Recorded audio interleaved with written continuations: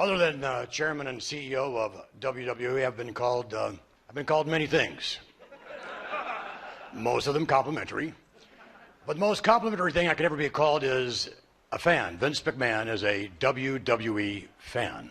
Today is a great day to be a WWE fan because, drum roll please.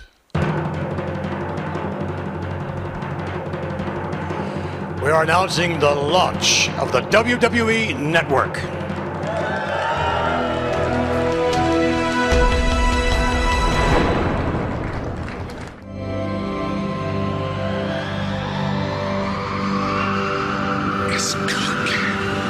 WBCB presents Pro Wrestling Weekly. Enough is enough, and it's time for a change! I can't believe I'm putting my voice to this. Call in with a question or comment at 215-949-3232 or 888-922-2149. Thank you for your irrelevant opinion. And now, here's your host of Pro Wrestling Weekly, Fearon. The first thing you need to do is to tell these people to shut up if you want to hear what I gotta say. I'm a broadcast journalist. I have a right to my opinion. Oh, son of a... I am the best on this microphone, in that ring, even at commentary. There's the sound of the bell, and we are set to go.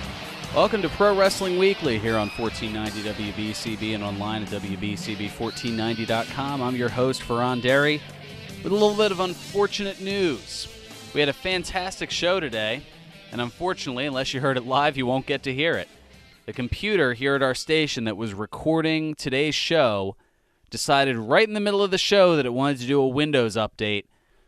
So the audio archive of the show has been lost. But I'll give you a little bit of a Cliff Notes version here over the course of the 5 minutes and let you know all other kinds of fun stuff, things, and otherwise. Of course, the big story, as you heard in the open there, the announcement of the WWE Network, the 24/7 streaming service with scheduled programming and on-demand library. It's going to include all 12 WWE live pay-per-views, including WrestleMania 30. It's got groundbreaking original series, reality shows, documentaries, and the most comprehensive video on-demand library featuring all WWE, WCW, and ECW pay-per-views, as well as classic matches, uncut and uncensored, as well as replays of Raw and SmackDown episodes. Needless to say, that's a lot. And it's only for $9.99 a month, plus tax where applicable, with a 6-month commitment. So you got to throw down $60 right on the spot. I'm intrigued by it, but I've got a few caveats. When they say uncut and uncensored, where do they go with the Chris Benoit stuff? I guess they're going to have the disclaimer that they were throwing out there. That's certainly a possibility. And entrance themes. I'm a big entrance theme guy. Are they going to dub over, let's say, Ricky the Dragon Steamboat's entrance, or let's say during the 2001 days of The Undertaker, are they going to dub over American Badass or dub over Rollin'? Well, I guess time will tell. We also had a fantastic interview with Albert A.C. Smooth, a friend of mine who's now relocated down to the Orlando area after spending time up here. The summary of the interview, well, AC got his start working 3 years as a runner in WWE, so he made a lot of connections there. Then hooked up with the VOC Nation, which a lot of listeners know there's a little bit of history between Bruce Worth, the voice of choice, and I, and it's good history. At one point, Bruce actually had a show here on the station, but that's all water under the bridge that we really don't need to get into. But the main thing is now AC's got his own thing going on down in Orlando. He's working on stuff in wrestling. He went to the NXT tapings where they had the announcement that starting February 27th, NXT is going to air live on the WWE Network, so that's a really cool thing. He talked a little bit about the NXT taping process, $10, 5 hours of wrestling, all in the 1 hour, I guess, TV taping format, so it was like 5 different shows getting to see for only $10. And what brought him down there was kind of a difference in interest or a conflict of interest as far as where AC wanted to go versus where the VOC Nation was going, and he didn't really want to get in the way of things. So he moved on to other ventures. He's doing a lot of promotions down there, not only for wrestling but also for certain adult entertainers. Jackie Joy is a name that he mentioned over the airwaves, and I personally want to thank Jackie Joy for promoting our show here prior to AC's appearance, as she's got, well over 100,000 Twitter followers, so hopefully a few of you got the chance to listen to the show. That is certainly appreciated. But yes, the burning question was, what caused AC to get up and walk off his previous show while it was live on the air? And he didn't want to throw anybody under the bus necessarily, and he didn't delve too deeply into it. And that's probably not a bad thing, because he doesn't want to burn any bridges. He's all about, not creating any bad karma, and he knows that bad karma creates bad karma. So, as mentioned, he said there was a conflict of interest, and I know I'm paraphrasing a little bit, but that's what happens when you lose the audio. We'll take a little respite, give you Today in Wrestling History, and come back and give you some news and notes, and that'll pretty much put a wrap on it. As well as a programming note for next week, it's also going to be in the can, thanks to the Philadelphia Wings Lacrosse. As you know, I'm a season ticket holder of it, associated, of course, with former co-host of the show here, Richie Blywise. He's still around, says hi to the folks. I'll get him back here eventually, although I'm sure Doug from George's Cards and Collectibles hopes that I don't. But that's a whole nother story. Anyway, here's Today in Wrestling History, coming back with some news and notes right after this. Pro Wrestling Weekly presents Today in Wrestling History, January 11. On this date in 1993, WWF Monday Night Raw aired live from the Hammerstein Ballroom in New York City. In the main event, The Undertaker pinned Damien Demento. This was the very first episode of Monday Night Raw. On this date in 1997, ECW held its House Party Supercard. In the main event, Pitbull No. 1 defeated ECW television champion Shane Douglas by countout. On this date in 1999, WCW Monday Nitro aired live from Knoxville, Tennessee. In the main event, Kevin Nash pinned The Giant. On this date in 2009, TNA held its Genesis pay-per-view. In the main event, AJ Styles, Brother Devon, and Mick Foley defeated Kip James, Booker T, and Scott Steiner in a 6-man hardcore tag team match. This has been Today in Wrestling History, January 11.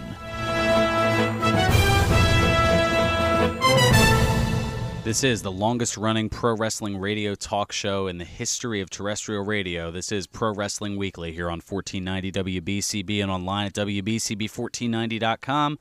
I'm your host, Fearon Derry, giving you a Cliff Notes version of the show that you won't be able to hear because of a computer update, a Windows update that happened in the middle of the show and therefore restarted the computer and destroyed the audio of the show. Anyway, we've got some news and notes for you. Mae Young, gravely ill. WWE Hall of Famer Mae Young under hospice care down in Columbia, South Carolina. Mike Mooneyham reporting that one of her kidneys is shutting down and Young is breathing with the assistance of an oxygen machine. Mae Young, 90 years old and unfortunately not doing well. Anyway, a little bit more on the WWE Network that was announced. Some interesting things. They're collaborating with MLB Advanced Media, the folks behind Major League Baseball and their online streaming, to build a solution for delivering 24/7 WWE content to fans. It's also going to help with the streaming of the 12 pay-per-views per year. So a lot to look forward to that, at least here in the U.S. As far as those around the world, well, they've got you coming too. They're planning to launch the WWE Network in the United Kingdom, Canada, Australia, New Zealand, Singapore, Hong Kong, and the Nordics by the end of this year and the beginning part of next year. So that should certainly be a good thing. Now, not everything is all roses and rainbows and sunshine with WWE Network. To say the least, a couple people are annoyed by it. DirecTV, for example, they're threatening to drop WWE pay-per-views because of the WWE Network, basically saying that making the pay-per-views available to subscribers as part of a $9.99 a month with a 6-month commitment membership fee. DirecTV issuing the following press release to the LA Times, quote, "Clearly, we need to quickly reevaluate the economics and viability of their business with us, as it now appears the WWE feels they do not need their pay-per-view distributors, has been steadily declining, and this new low-cost competitive offering will only accelerate that trend." Ouch. Well, Vince McMahon, he doesn't seem to be taking the threat seriously. Vince saying, "I think it'd be foolish for them not to want to carry the pay-per-view anymore. It's found money for them," which is true. not necessarily everybody's going to be ready to hop on to this new medium right on February 24th when it's set to release. I mean, Joe, average fan in Bitters, Arkansas, maybe living down the road from Henry Godwin, I don't know. He may not necessarily have a tablet or a smartphone or something to be able to get WWE Network. So he may still have to throw down $50, $60 for a pay-per-view. Good point. Also, an interesting note for those looking for cable or satellite to get the network, McMahon rejected a network plan with those cable and satellite providers. He said in an interview with the Los Angeles Times that he rejected plans for a commercial cable network and a pay channel model similar to HBO. In fact, WWE had deals on the table with major distributors that would have generated fees of only 20 cents per month per subscriber. So I don't know. Would you pay $2.40 a year? Well, I guess you'd have to get it with some other packages, so you know how cable is, so I don't know. Then saying, I said much to the chagrin of my staff, I'm not going to sign it. He added that the terms pay television distributors wanted were too restrictive in quotes. Also, Jerry Lawler hospitalized Monday before Raw. WWE Hall of Famer Jerry Lawler reportedly hospitalized on Monday after throwing up and showing signs of illness. A backstage source states that Lawler was trying to hide it, but his son notified WWE officials that he was having chest pains and vomiting. Of course, his son being Brian Christopher, one half of Too Cool, who was back for the night. Grandmaster Sexay, as you may also remember him for Old School Raw. And as kind of a little bit of a bait and switch, they decided to have you check the WWE app for Lawler updates when he was really fine. They could have just shown it on the program, and it probably would have made Mean Gene Okerlund's joke during Raw's show of his old sleazy 1-900 updates. It would have made it seem a little bit, I don't know, less tasteful or more tasteful, less tasteless, something like that.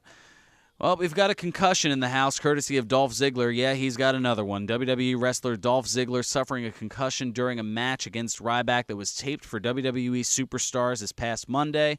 According to WWE physician Dr. Chris Amon, unfortunately, Dolph sustained a concussion during his match on the clothesline given to him by Ryback. We were able to evaluate him in the ring. He was having some confusion and disorientation. We took him back to the training room and confirmed a concussion. He's currently feeling better, but will proceed with impact testing and further evaluation to determine when we can get him back in the ring. Another tough break for Dolph Ziggler for the show-off. A former Divas champion leaving WWE. That's right, former Divas champion Caitlyn, Celeste Bonin, is, quote, no longer under contract with WWE, per a statement at WWE.com. She was wished the best in her future endeavors, and it was noted that she has chosen to pursue interests outside the sports entertainment world. Caitlyn tweeted about her departure by saying, today is bittersweet. I've officially left WWE on my own terms. Much love to WWE and all of you guys. Interesting. TNA Impact back on the road? Looks that way. TNA Impact Wrestling Television will not call Universal Studios home after all. According to Mike Johnson of PWInsider.com, TNA was unable to secure any of the Universal sound stages. This explains why a number of TV tapings will occur on their upcoming United Kingdom tour. And the Nature Boy, he's causing some trouble in the NFL of all places. That WWE Hall of Famer Ric Flair addressing the San Francisco 49ers last Saturday in Wisconsin before their playoff game against the Green Bay Packers. And whatever Flair said, it must have worked as the Niners edged the Packers 23-20. But Flair put himself in a quandary as San Francisco now heads to his home in Carolina to take on the Panthers tomorrow in the division round of the NFL playoffs. Flair will not attend the Panthers home game because of the controversy. Angry Panthers fans actually sent Flair death threats because of his support for the 49ers the week prior. Melinda Zanoni, Flair's agent at Legacy Talent and Entertainment, spoken with Melinda, she's real nice, said in a press release when the 49ers reached out and WWE asked Rick to jet up there, of course he said yes. And he's friends with a bunch of the 49ers just like he is with the Panthers, Packers, and many other NFL players. But no, Rick does not intend on attending the Panthers and 49ers game this weekend. Flair commenting on the matter saying, what can I say? I've always been a very good heel. And possibly a little something to do with it might be that Flair has a warrant out for his arrest. That's right, that might be why he won't be attending the game. It could stem from a warrant out for his arrest in Mecklenburg County, North Carolina, for not paying his estranged wife more than $32,000 in spousal support, according to the Charlotte Observer. Going back to TNA for a second, it looks like they are still going to air pay-per-views after all. TNA issuing a press release Wednesday as part of their new UK television agreement that seems to give the first official confirmation that the company intends to continue producing live pay-per-view events. The press release mentions Challenge TV, that's the network over in the UK, will air special signature events including Bound for Glory, Lockdown, and Slammiversary. By signature events, they mean pay-per-view. Furthermore, the Lockdown event is expected to take place on Sunday, March 9. As such, all signs point to TNA continuing to produce live pay-per-view events. And finally, Dave Bautista. Well, he's on the Hollywood Breakout Stars list. That's right, he's listed on Yahoo Movies writer Kara Warner's top 15 breakout stars to watch for in 2014. Bautista tweeting his reaction, "Holy crap, I made my first list." Well, positive list anyway. Just dawned on me that everyone else on the list is 50 years younger than me. Just proof that it's never too late to sack up and chase dreams. Bautista made the list for his upcoming role of Drax the Destroyer in Marvel's The Guardians of the Galaxy, due to release in August of this year. Well, there's some news and notes for you. Sorry I couldn't have the full show for you. Sometimes technology, it works great for us, and other times it doesn't work so well. Hopefully WWE will do better as far as their streaming network. A couple of notes on the network that I didn't mention earlier. It'll be available starting Monday, February 24th at 9 a.m. That is the day after the Elimination Chamber pay-per-view.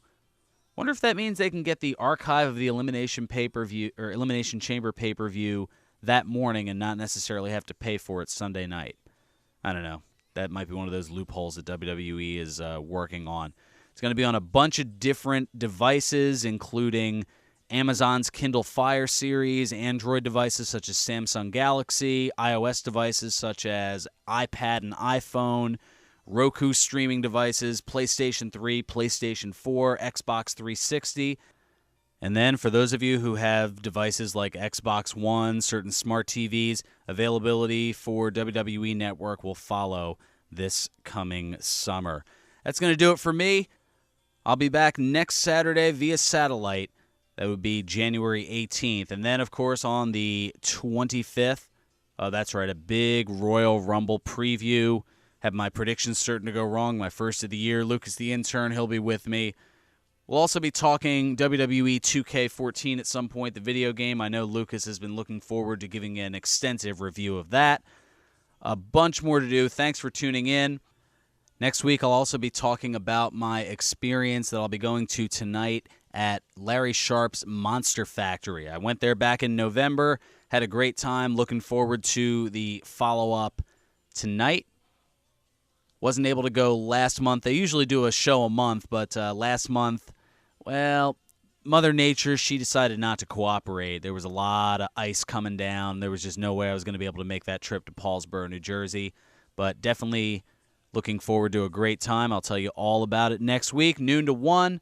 This is Pro Wrestling Weekly here on 1490 WBCB and online at WBCB1490.com.